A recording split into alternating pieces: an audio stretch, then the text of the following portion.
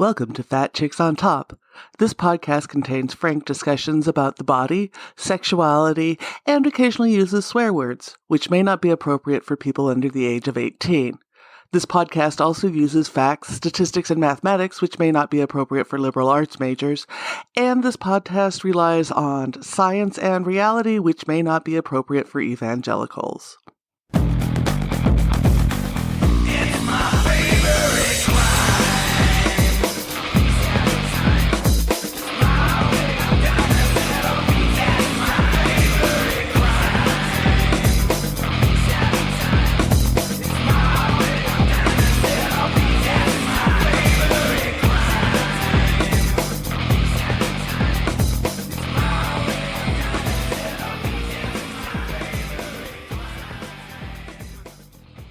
Welcome back to Fat Chicks on Top. It is Pride Month, and we are here with Terry Dornak. She is a PsyD. She has a mental health practice in Chicago and in Florida. She runs the podcast Hello Wonderful, and she is a big LGBTQ activist. Welcome to the show. Hello, people. I haven't been hoarse all day, so my voice is going to go from up, down, sideways. It'll flip, but I'll have a voice. I have tea in my hand. I have cough drops. Excellent. I might cough up a loogie. It's okay. That's fine. We can leave it in or edit it out depending on how it goes with the show. Well, I was saying that to the audience, just, provide some flavor. It's great to have you on. So I want to start. So you have this podcast, Hello Wonderful. And I love the approach to it because it's all about getting people's stories out. And there's various story podcasts, but a lot of them are very formal storytelling. Yours is more people telling their story. So why is this important? Why did you do this? Let me see. Well, I guess one, I love stories. I definitely think that by hearing people's stories, by hearing stories in general, you really get the all. Like, you really hear what's going on with people. When you just get facts, you really don't get the in between. Like, you're really not getting like what's going on. You're missing what's going on. Like, when you're just getting facts from people, like, let's just say politics. Hello, Florida. When you're just getting facts. I know, I couldn't help it. When you're just have a running fuck Ron DeSantis on this show. So we're just like, I will keep plugging the shit show of Florida. Like, I will do that wherever I'm at. But anyway, so when you're just getting like, we'll do quote unquote facts too, that you're not really getting what's actually going on. And so storytelling connects the dots, and it also connects you emotionally to whoever is telling the story. And when you're getting facts, you're not connecting emotionally. You're really not. And so I love storytelling. And so I'm going to kind of go backwards a bit. I have a bachelor's degree in literature because I connected to the writers. I connected to the story. And I've always read, I've always read a book, like at least a book a week, if not a book a day. I have thousands of books in my Kindle. I had to switch to Kindle because I ran out of space in my home. I had to donate the actual books, and I felt bad for killing trees. So Kindle it was. And so I love the idea of just hearing stories. And so then, when I became a psychologist, I eventually actually discovered narrative therapy. And narrative therapy, for those who don't know, it is actually using storytelling to understand your story, to actually understand and process your life, to understand the problem. You actually externalize the problem outside of yourself so that you're actually not thinking that you are the problem. And there's many different ways of externalizing, there are many different ways of doing narrative therapy, but that's basically the essence of it, is actually telling your story. And so that you actually understand like your trauma better. You understand your anxiety better. You understand your depression better. And I fell in love with it. Like I trained people in narrative therapy. I just fell in love with it. And I'm like, I can connect like storytelling with psychology. Oh my gosh, this is the best thing in the world. And so, so that was before I decided to do the podcast. And then I ended up, I've been an activist for the queer community, the LGBT plus community for a while now, because that happened with the practice, of course. But then I was doing the practice and it wasn't enough for me. It just wasn't. I felt like I was doing more on a more of a micro level, I guess, when it came to social justice and whatnot. And I want to do more macro level. And so I decided to do the podcast because I could get out there on a macro level. And then I was like, so what I was going to do? How am I going to do this? And so I decided that, well, what if I have people come on and tell their stories? And I was like, but I didn't want to do just coming out. Everyone was doing coming out stories. And I was like, yeah, I mean, that's nice. But the problem with coming out stories is that I feel like it still brings so much attention to the idea of what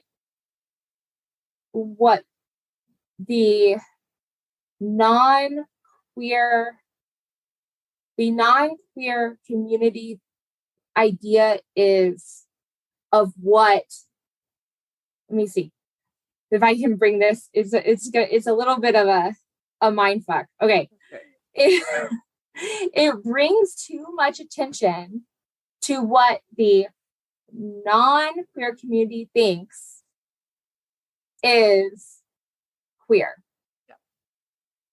Like they don't really know what queer is. That makes sense, folks. Oh, like they really don't. Well, and for folks who aren't queer, they think that coming out is a one-time thing.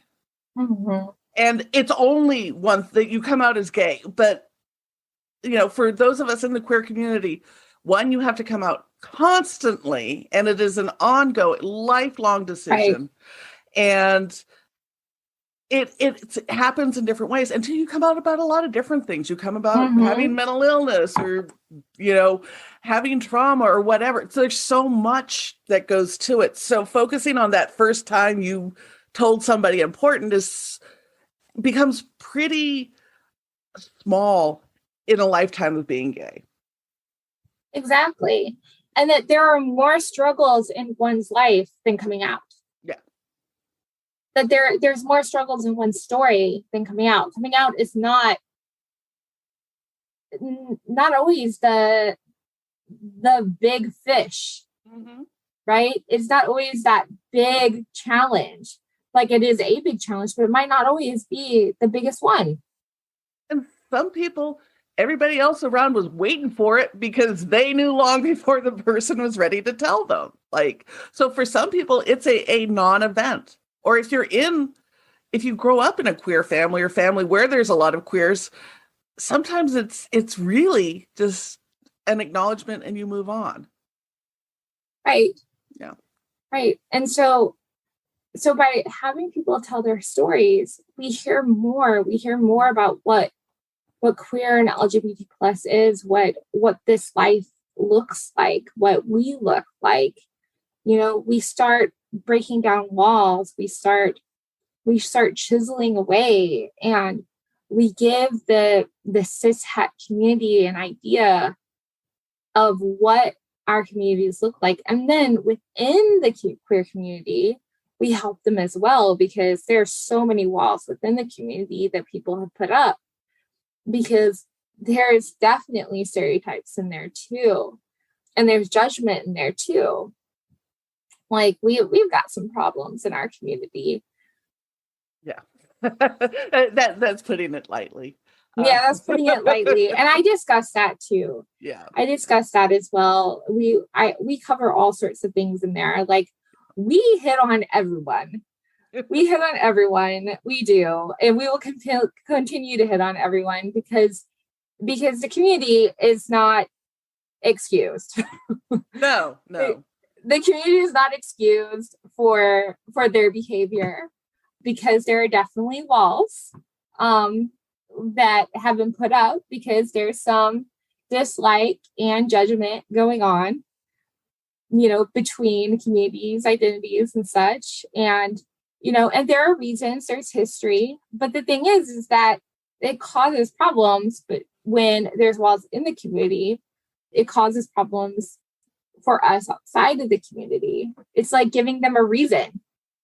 It's giving them a reason. And I think that, that's something else we very strongly need to work on. And the thing about my podcast is that I don't really have any filters. I don't know how much people have listened to it, but I don't really have any filters in my podcast. We're very sex positive, but I'm also like, we're definitely not for kids, but I have no filters whatsoever. It's a good podcast, right? It is a really good podcast. It is a very good podcast. But I work like that as a psychologist too. I don't have a lot of filters. I'm pretty upfront. I call it how it is. And I think that that's what needs to be done by a lot of things. And as an activist, you have to call it how it is, folks. Got to call it how it is. You do. And as an activist, I've always been frustrated with the side of our community that wants to make us presentable and acceptable. Right. Because we shouldn't have to be acceptable to your average heterosexual in the middle of America to have our fucking rights respected. Exactly. Yeah. So you started out with literature and going into to literature. What stories were your big stories growing up? What really influenced you and drew you into the literary world? Oh, the Three Musketeers. Yeah? And why is that? Well, I want to be like D'Artagnan. Like, I want to fight. Obviously, that kind of makes sense, right? Yeah. That makes a lot of sense, actually, now that I think about it. That was a really great question. I was like, I never really noticed that before. Huh. So then the next obvious question is, have you gone as D'Artagnan for Halloween? No, but you know what? I think we just got your costume. I should do that. I should do that this year. That would be a really great Halloween card. Man, a swashbuckling D'Artagnan lesbian. That's just right there. I should do that. I should really do that. That would be really great. But yeah, I mean, I did. Like, I wanted to be D'Artagnan. Like, I wanted to go and I wanted to fight for people. And it was funny. Like, wasn't my first book, but probably one of my biggest, like motivational books, was that one. Was definitely that one. And books like that in that kind of that category was D'Artagnan, was the Three Musketeers, and oh my gosh, and oh my, like I anything related to like being the hero, and it was always being the male hero. Not that I did like Jane Austen. I had like that side of me, like I liked, like, that side of me of being like, in that era. But it was also like, but I would read it and I'd be like, why didn't you stand up? Why didn't you say anything? Like, what is wrong with you? Like, Mr. Darcy's an a-hole. So like, true. Like, I still will watch the movie. It's like, this is sweet and all, but you're an asshole, Mr. Darcy. Like, you have problems. I never understood why they fell for him. Like, so many people, oh, Mr. Darcy. No, he's a dick. He's a dick. He's a dick. I will watch it because I love Keira Knightley. Uh-huh. But Mr. Darcy is an asshole. Mr. Darcy is an asshole. He's an asshole. Like, he's got problems. Like, he gets stuck. He gets stuck on himself. Not that her character doesn't have flaws, but right. He gets stuck on himself. But yeah, I always wanted to be the hero. And I loved, like, in Indiana Jones. Oh my gosh, Indiana Jones. Like, I loved watching Indiana Jones. I wanted to, like, come be the hero. Although there is a movie where it involved monkey brains, and I wasn't a fan of that scene. No, and it's real racist overtones throughout that whole. Yes, I mean, there's a lot of them. A lot of problematic actions. Lots of problems with that. I just wanted to be the hero. I just wanted to be the hero. So was that drive to be the hero what brought you into activism? I think so.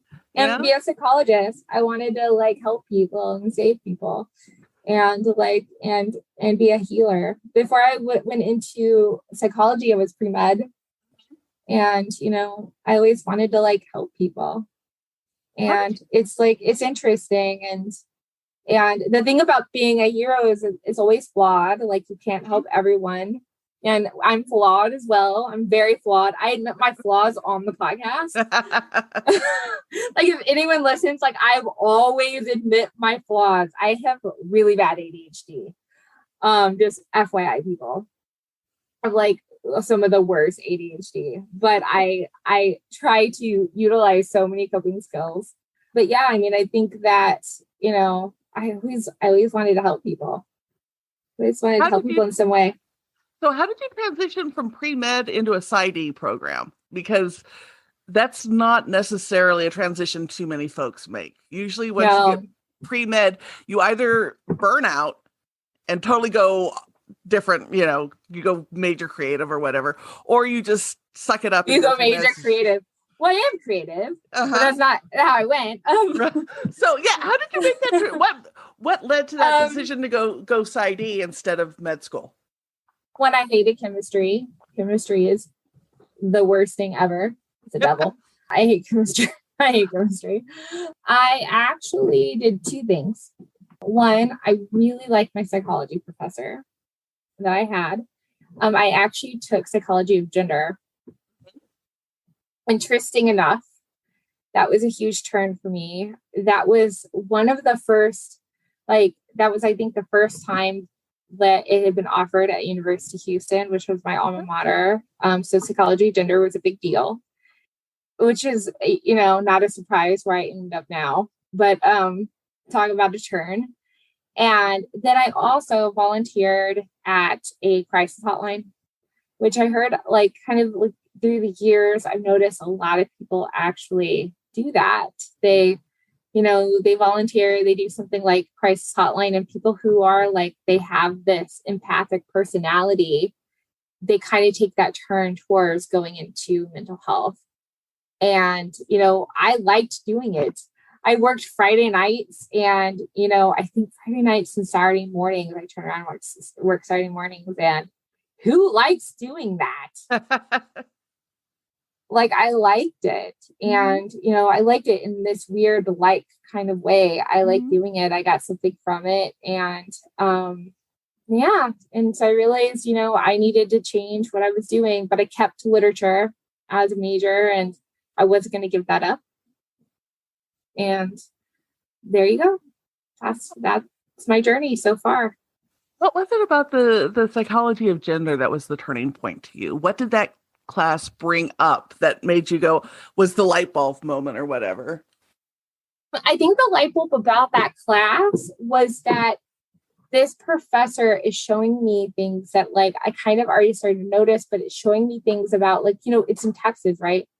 So it's showing me things about people, about what society's doing, that one, society's for instance, things that society does is not okay. And also how society, people within society reacts that is because of society. So that's one thing. And that people don't have to react that way. Right. So those are some things basically some things are trainable. Some things are due to society, what people believe they should be doing, not what people want to do. For instance. Yeah, the difference between the shoulds and the wants are enormous. Yeah, the shoulds and the wants. And that was a big part of what we went through. Mm-hmm. Is what society, the influence of society, what's the impact of society was a really big was a really big talk in that class. And, what might be like, nature versus nurture was a huge deal. And, at the time, like, I already knew, like, I'm bisexual. And at the time, I already knew I was bisexual. Like, I knew very early on. I knew in the locker room when I was younger. And like, I mean, I'm definitely, I always say I'm more into women than I am to men, but I'm definitely bisexual. Yeah. Like, but at that time, like, I was like, I wanted to take this course because, I wanted, I think I was looking for explanations. I wanted to be proven right, I think, about certain things. Like I was in this, I feel like civilization, Texas is civilization. I was in Texas and I wanted to be told that like Texas was fucked up or something. And, it was such a great class. And, I went from University of Houston to, the Chicago School of Professional Psychology. And of course I took more classes and eventually specialized in working with the queer community as I continued with training. But that was like the beginning. That was the beginning of like allowing myself to really look at differences, to really look at how people are and how people develop, and to really look at what society does. And because before that, you can open your mind, but you are so influenced by society that it can cause us to have some problems. We're so influenced by society that, we run into stop signs, right? We run into stop signs. We run into the media. We run into people around us who are telling us this or that. We run into our family who are telling us this or that. Like when I say Texas, I mean, Texas has a lot of stop signs, and it's really hard in Texas or Florida or in a conservative community when you're looking for answers and you can't, and it's hard to find them. Like you can find them on the internet, but then let's say you find an answer and you go to talk to someone about it and they don't talk to you, or they give you a different answer. There's your stop sign. In Florida, now there's even more stop signs because people can't even talk to people at school about it. And it's really hard in Florida. If you have a conservative parent, you definitely can't talk to your parents about it. And in Florida, I'm always hating on Florida. Oh, and with good cause. With good reason. But people don't know about Florida is in Florida, and I'm sure there's other states like this, but very specifically, I know this because I had to take a test with my license in Florida for the stats, the law, the psychology law in Florida, is that it for minors in Florida, they don't have their confidentiality rights. In Illinois, you do, but in Florida, you don't. So the parents of a minor can get all access to whatever's going on in the therapy. In Illinois, they can't. In fact, in most states, you can't. But in Florida, they can. So it makes it really difficult for a minor to talk to a therapist. And not just that, see, in Illinois, I think you can go to a therapist up to 5 times without parental consent. I don't know how it is in other states, but in Illinois, you can. In Florida, I'm trying to remember. I think you can go to like a crisis appointment. Parent has to be called immediately. And then they still have access to everything. So think about the consequences of that. That's a huge issue. So there's no privacy. There's no privilege. There's not even the therapist can try to assert privilege, like that privacy bit, But parents will be like, no. In fact, a lot of parents will be like, no. There are some, they'll be like, no, I want my child to have privacy. There are quite a few that will be like that. But a lot of parents will be no. I want to talk about Florida for a bit too, because, well, they're not the only one. We have like 36 states making anti-gay. Oh, there's a lot. There's a lot. Laws. I'm just picking on Florida, but there's a lot. There's anti-trans, there's trans athlete laws. Yep. There's school laws. There's obviously there's abortion laws, but there's so many problematic laws. Florida and Texas, I feel like, are leaders in this, but like there's so many, but once it started, it caused this flow. Yep. And I think it really is important, like you said, it's important for people to know it is not just them. It is a lot of states now. And it's really important for people to stay on top. There's a lot of, there are newspapers. I mean, there's like online news things that you can read so you can stay on top of them. So that, you know, like, what is it? Advocate. You can read Advocate and you know that, like, I follow them in Pink News, which is like across the pond. Like you can follow them and you know that like what's going on, but it is really important to know that it's not just Florida. But anyways, we can talk about Florida. Yeah. And I want to talk, because with your background and with your expertise, Florida's really aggressive in passing a lot of laws around not being able to talk about, you know, LGBTQ plus stuff in schools. There's questions whether or not gay teachers could even have a picture of their spouse in their office, all of that. And they're really working to make it unsafe for kids to be gay. So that doesn't stop people from coming out as queer. Like we've been here for you know, a billion years, and we're still going to be here for a billion more, but it doesn't stop. So what does that do to the kids when you have no safe space to talk about this and you have no information? Right. And I actually, this was actually on one of my episodes, because I was like, I think I got fed up. I think that might have been the gay one, because I think that's why everyone's listening to it, because I think I just had it. I think I was up late at night and I think I was just like marinating on the law, and I was just like worried about the kids, and then the next day it was like the day of the podcast, and I think I was applying my eyebrows because I have no eyebrows. And I called Julie up and I was like, we have to talk about the Florida law and the children. So yes, the kids, so the thing about not having safe space is actually really problematic, because for multiple reasons. So let's say the children are gay. So it's not like they're going to stop being gay. But if they don't have safe space at school, they can't go to a therapist, right? Or like they have problems going to a therapist, and they can't really talk to someone at school. Because a lot of times what has happened in the past, if they can't see a therapist at home, they would see a therapist at school. Or vice versa. But now what's happening is they might be trapped, right? And so they might have the option of talking online. Some of these kids might not, because they might not have access online. But still, they're still going to be really limited.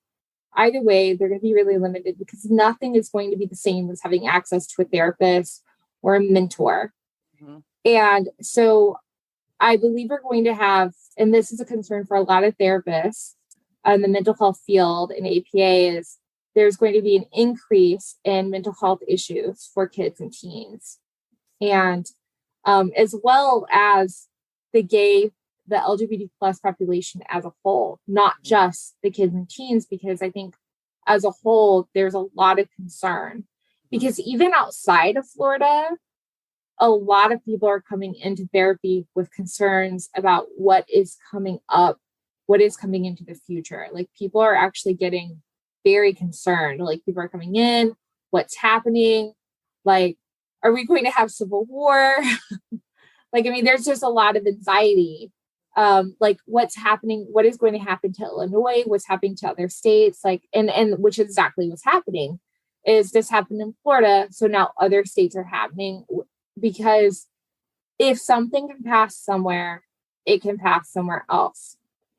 And just as like the opposite had happened when people gained gay rights, that was a big deal, right? So, well, when we start losing our rights, we start losing our rights. And that's a really freaking big deal. And so now we're in this point where we need to fight for our rights. And that's something that is very scary for a lot of people. And so a lot of people,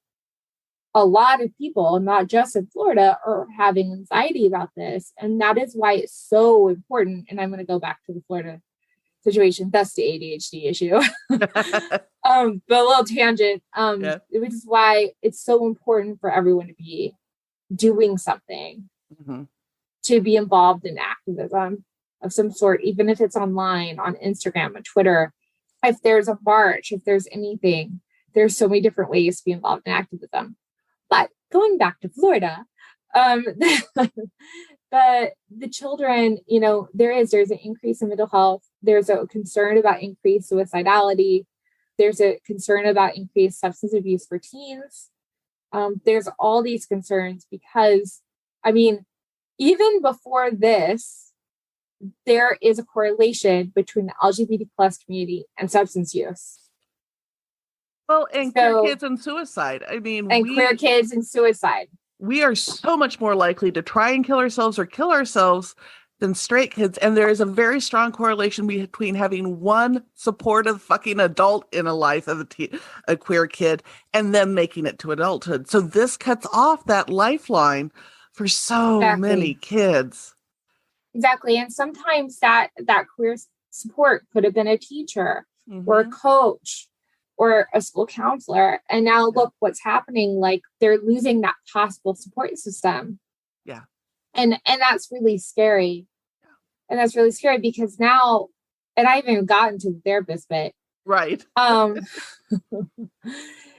And because there's a therapist bit, like I haven't gotten to, because Texas causes a whole different situation.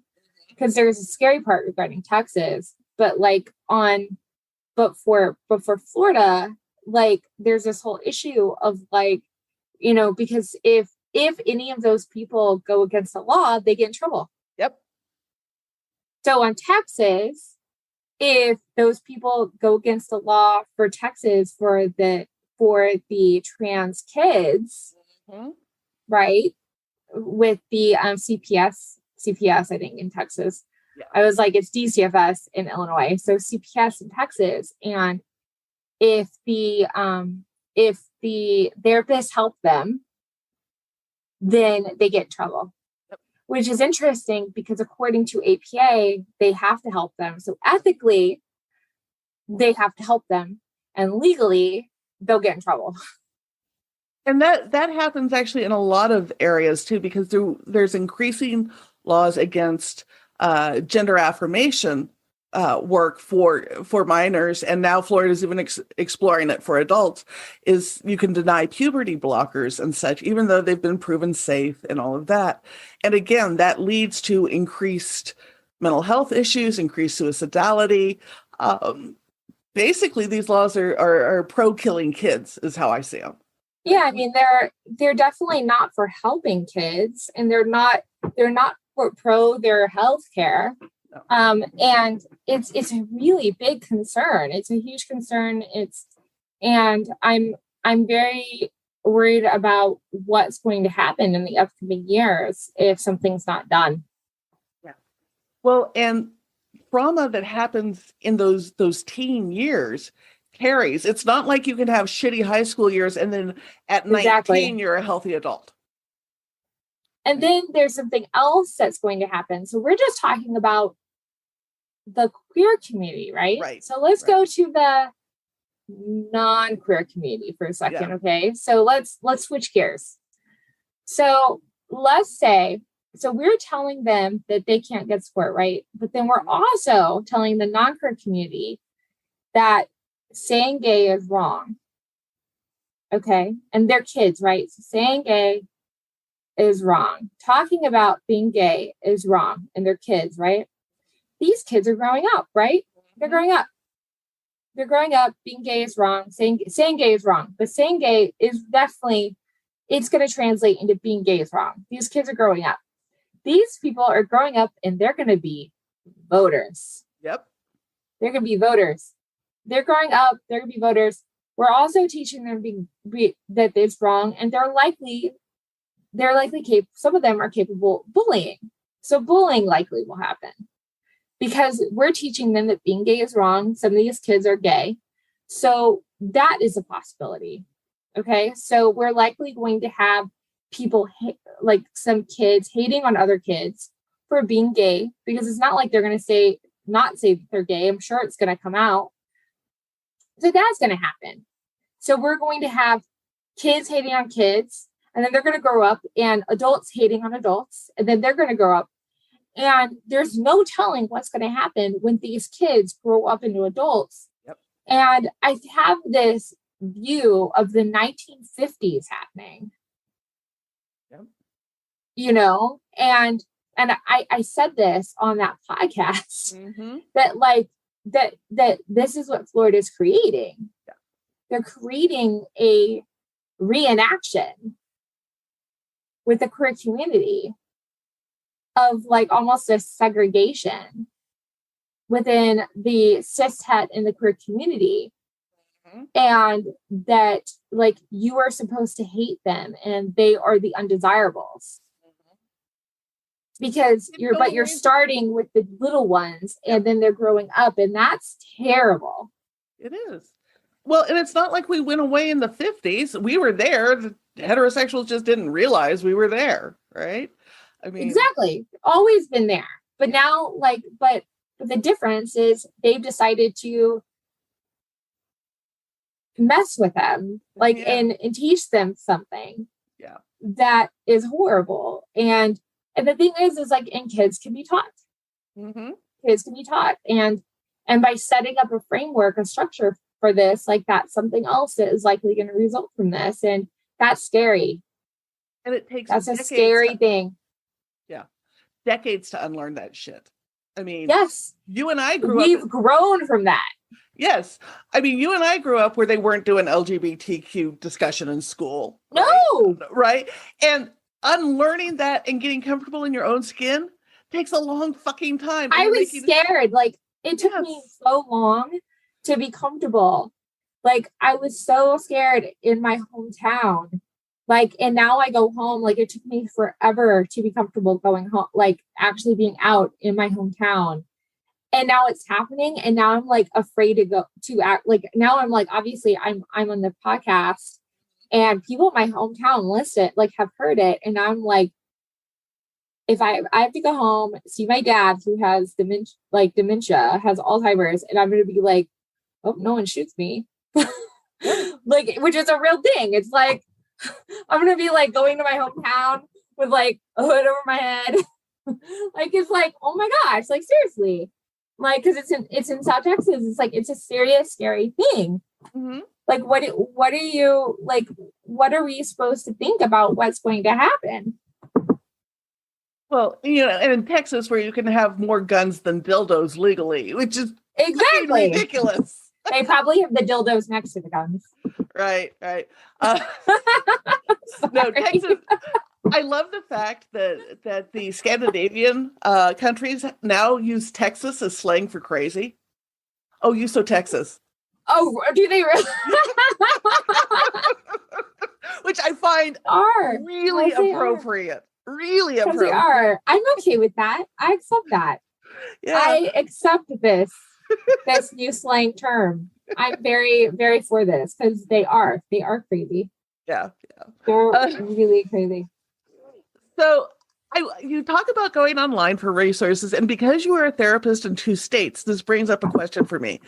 Can a kid in Florida do telemedicine with you in Chicago and have the Illinois rights around privacy apply? Or do you have to go by Texas or by Florida rules? Florida rules. It's whatever license they're under. Okay. So, yeah.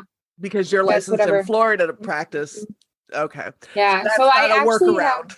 No, it's not a workaround. So I actually have I have multiple therapists, and any state that they're actually working under, that state rules. And I actually have what's called a PSY Pact. The PSY Pact is like, I think there's 25 states that it's under.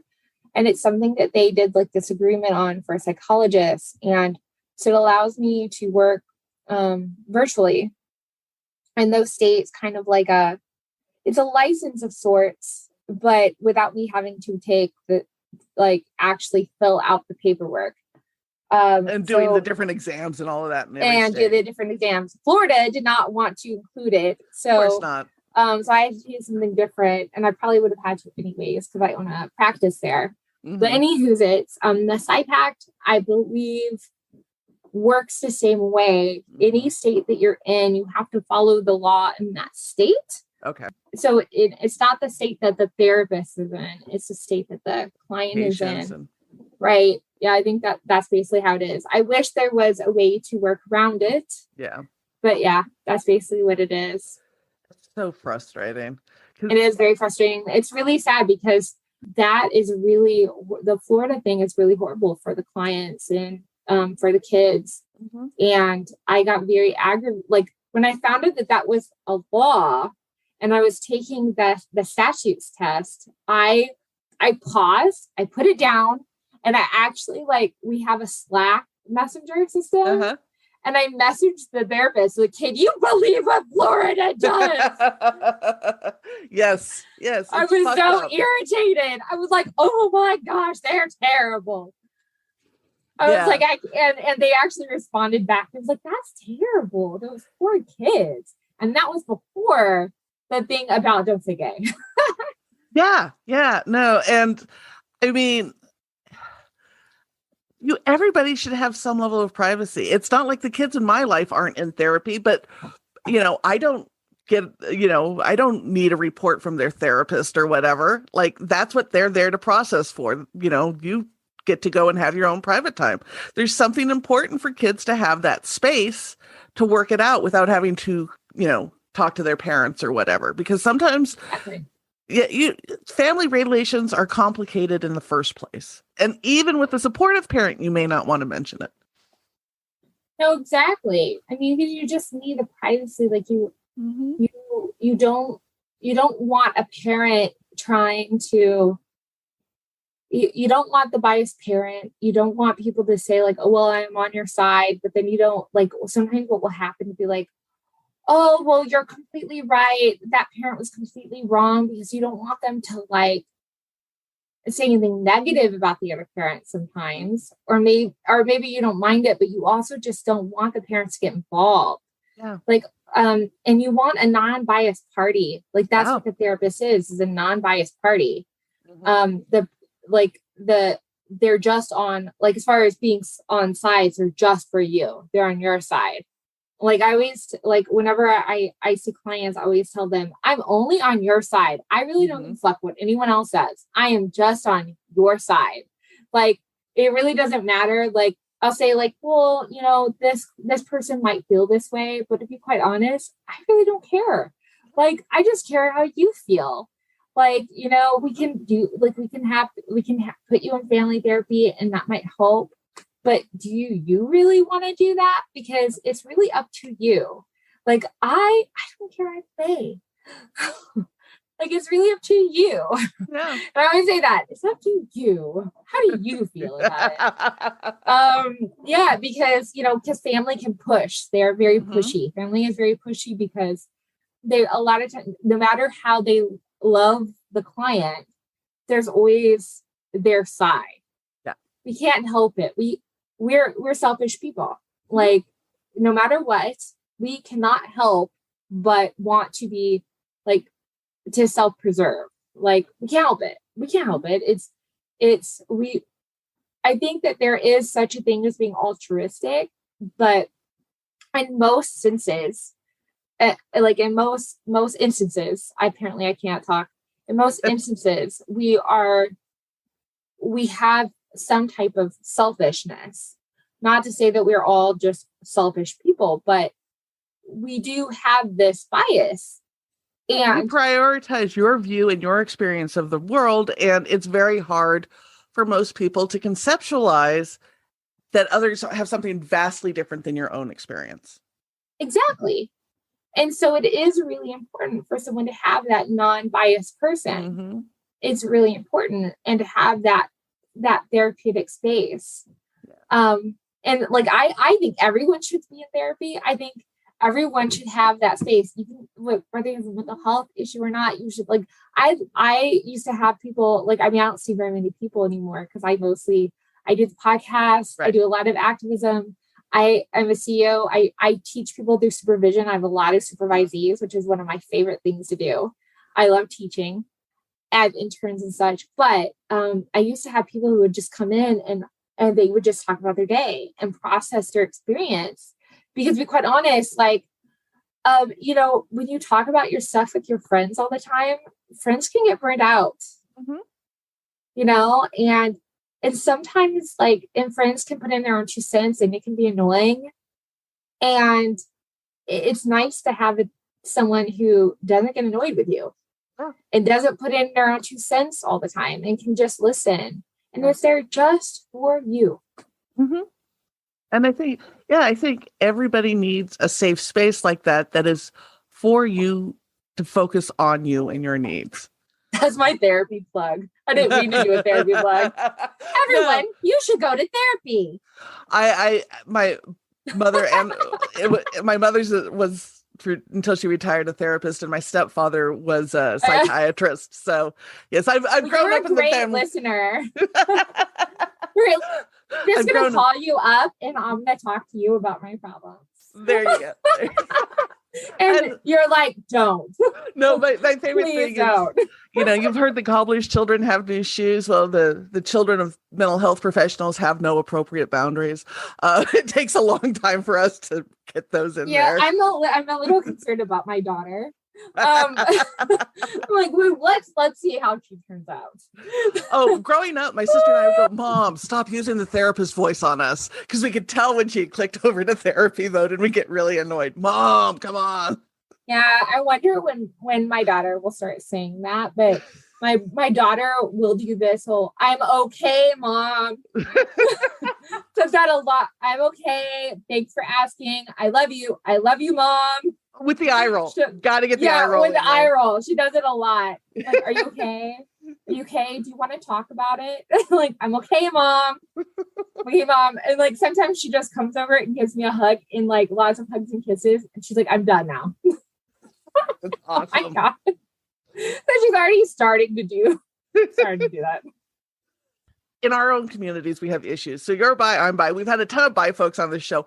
What has been your experience being bi in the queer community? Oh boy. I've had lesbians tell me that bi doesn't exist. Mm-hmm. I've had that happen a lot. That I've had lesbians tell me bi doesn't exist, that I need to choose. That obviously I'm straight now because I'm married to a man. And then I've been like, that's interesting because I think about women a lot. Mm-hmm. I didn't change my sexuality because I got married. No, I mean, like, I was like, I just happened to pick this person. Mm-hmm. I was like, and I mean, and sometimes I'll make a scene. Like, I'll even be like, well, that's interesting because I think you're hot. Like, I mean, sometimes I can't help but make a scene. Like, I really don't like when people react that way to me. I can't help but, react.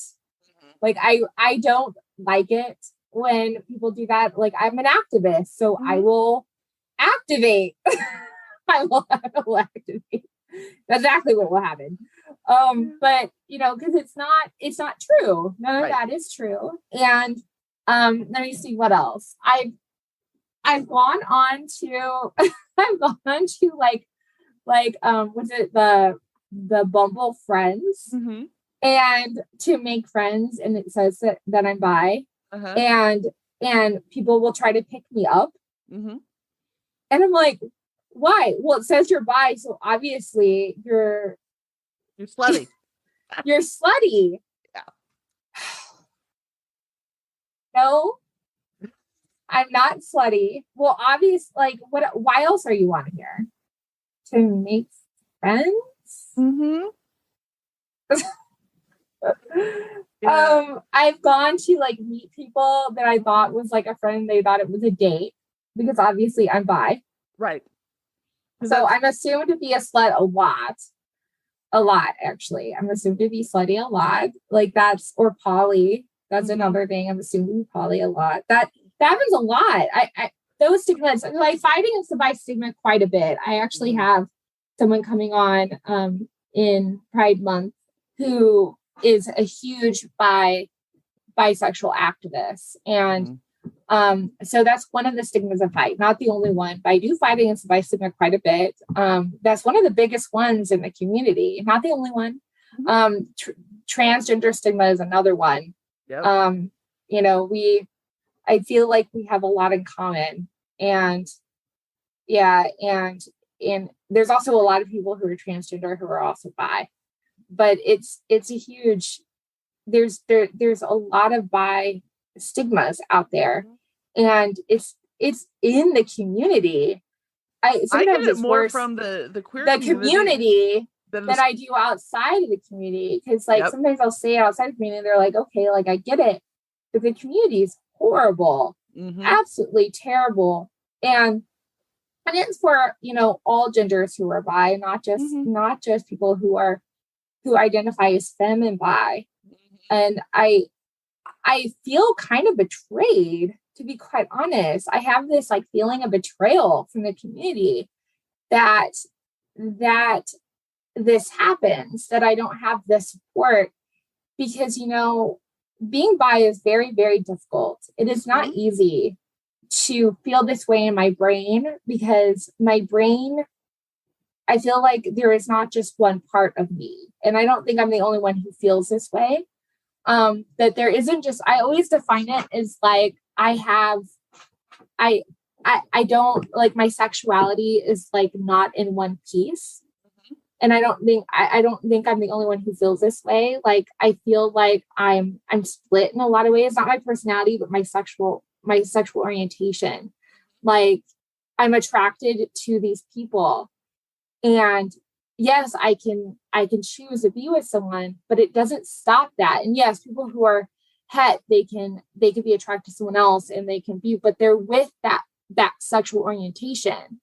It is very difficult to me to be with a man and love him, but still be attracted to someone completely different, because I don't get to be with those people, and I'm still attracted. So it's kind of, how do I explain it? And maybe you can explain this, but it's like, I still have those needs. Like, when you're in a relationship with a woman, it's very different than a man. Like, there's still that love and that attraction and that physicalness, but they're fundamentally different. They're fundamentally different. So I still have those needs that I would have for a woman, both intimately and sexually.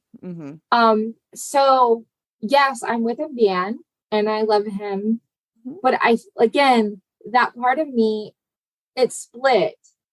So and maybe that's why a lot of people are poly, and I'm not poly, but I think that there it's hard. It's a very hard thing. And I will say that is a very hard thing. And I explain that to my husband, and he doesn't actually get it. You know, he doesn't translate it to anybody who's not bi. Like, it's not as simple as I'm just choosing this person and I love him and he fulfills everything in me, and it's not true. And I feel bad that I can't actually tell him he fulfills everything for me. He really doesn't. I'm making a face. People can't see that on me, but that's true, you know? And maybe someday I'll join the poly community. Like I always say, who knows? Maybe I will.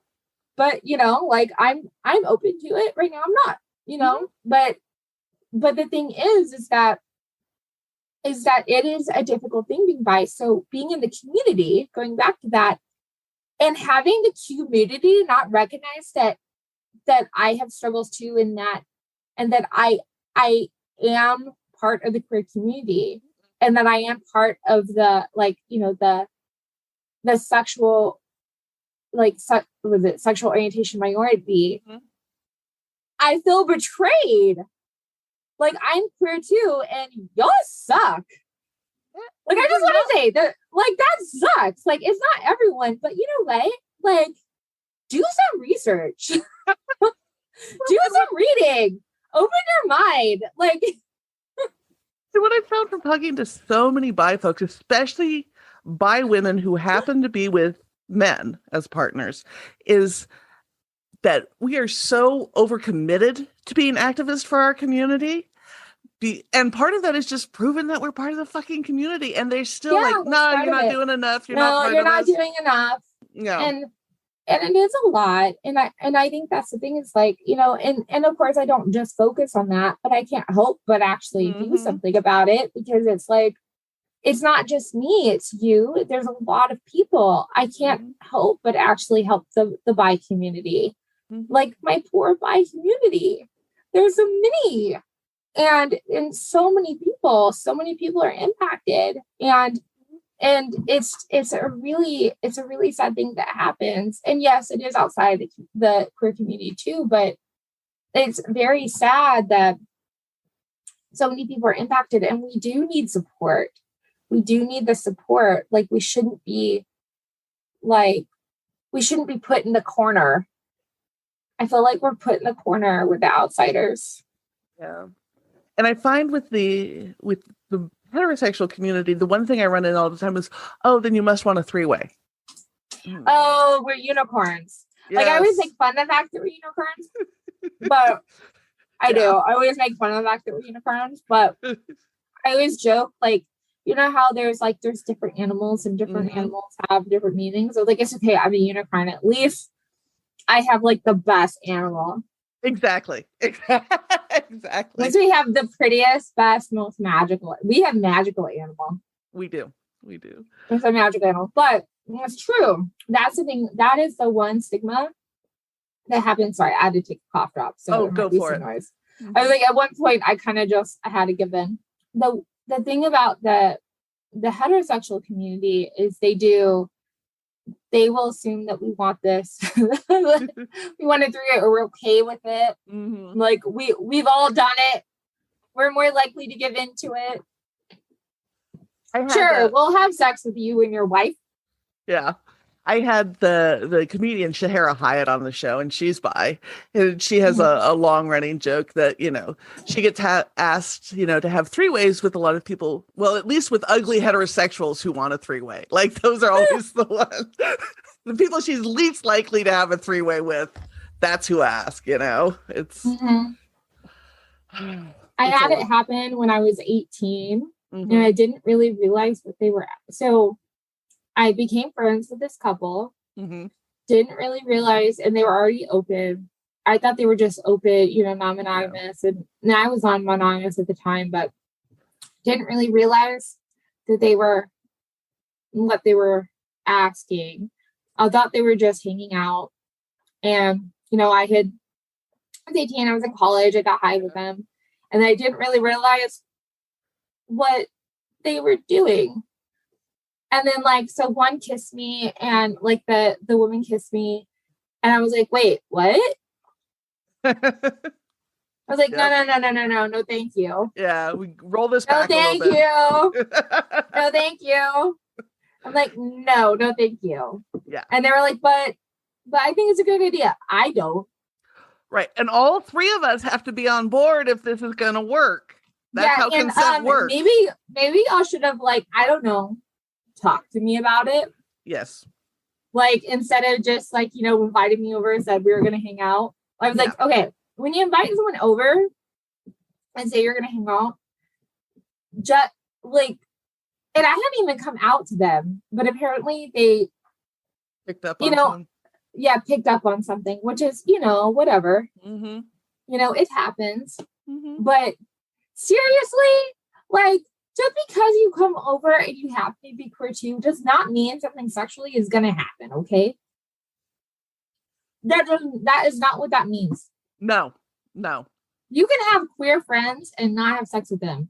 I mean, I do know that there is a lot of like, I'll say hanky panky. There's a lot of sex that occurs between friends in the queer community. I know this. We all know this, but it doesn't have to. Okay. Right. And if you want to have sex with people who are friends, you should be talking about it and not just be like, oh, I thought this is what we were going to do. Yeah, you can't assume. You've got to communicate and you got to get consent. Like, yeah. So this had happened, and I was like, "Wait, what? No, thank you. Mm-hmm.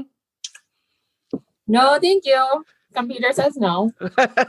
The joys of being bi. It's amazing. You can double your dating pool and then really restrict who will actually date you. Like all of a sudden, when gender is not an issue, all of a sudden the number of people who actually want to date within either gender is much smaller. Yeah. No, it's ridiculous. So if people want to find your podcast, if they want to hire you as a therapist, if they want to find your all of that, I'll get all that, go for it. Okay, so podcast is Hello Wonderful Podcast. You can find it on any platform, Apple, Spotify, Good Pods, pretty much everywhere under Hello Wonderful Podcast. You can also find it as well as information about it at hellowonderfulpodcast.com on the website. You can also message me there. You can ask questions. I might put that information on the podcast, on the episode as well. So that might be something you might want.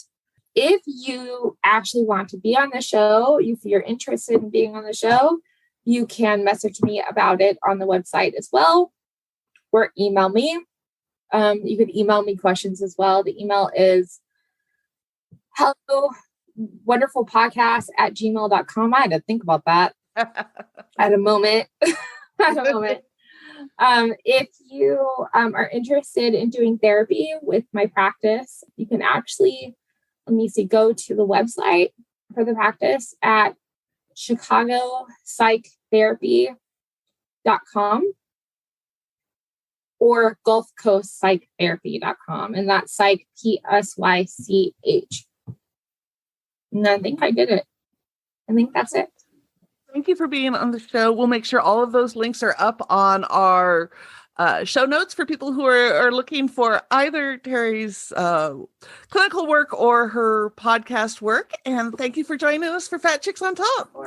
Of course. Thank you so much for having me. I had so much fun.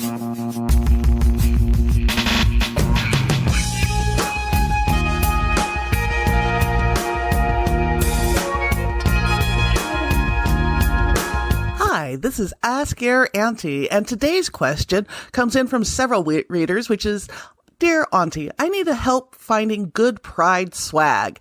So I have a couple of people for go-to recommendations, wickedgrounds.com, geekyandkinky.com, which has darling t-shirts and pins, and Dr. Liz Powell, who has a whole new line of merch. There's another extended list of LGBTQ producers with great swag on loveletterstoaunicorn.com and the first post of resources.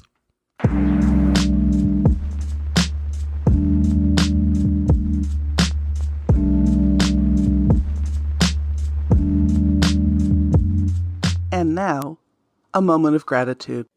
Every time I think about this, I say my daughter a lot. Mm-hmm. I'm very grateful for my daughter. She's a little 6-year-old chaos demon.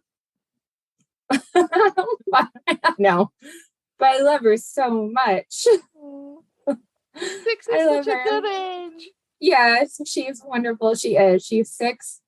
She turned 7 in July. She's so smart and she's so creative. And she'll even correct me on my pronouns. She's so good. She's so smart and she's so knowledgeable about the world, and I love her. And I'm just so grateful for her. I'm so grateful for her. But yeah, my daughter.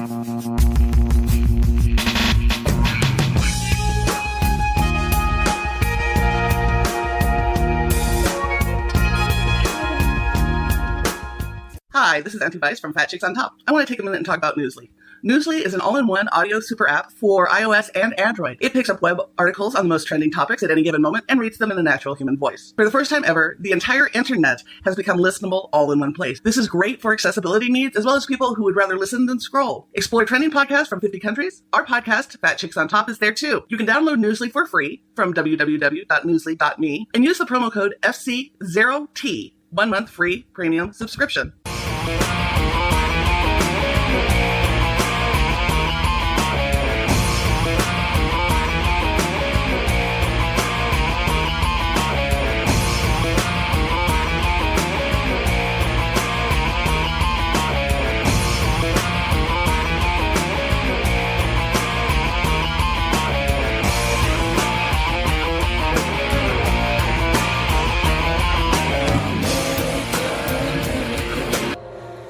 Texas of the world.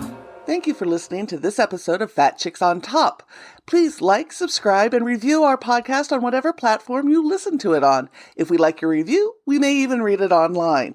This has been an Auntie Vice production. Producer and host, Rebecca Blanton. Audio production by Sharon Smith. Music by David Manga. And more music by Sharon Smith. For more information about Fat Chicks on Top, please visit our website for all things Fat Chicks at fatchicksontop.com.